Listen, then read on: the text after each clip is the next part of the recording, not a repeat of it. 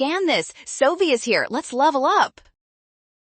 Maclaurin series problems look scary, but we can crush this one together. Let's break down the convergence and derivatives for this specific function right now.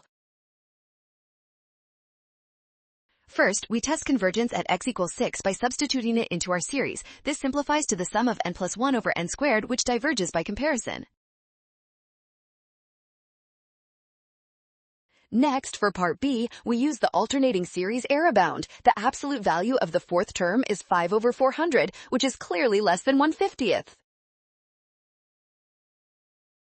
Finally, differentiate the general term for the derivative series. The radius remains 6 because differentiating a power series does not change its original radius. Well done! Scan the code. You can learn better with Sovi. Watch signs to avoid rush and trust given values to check steps carefully.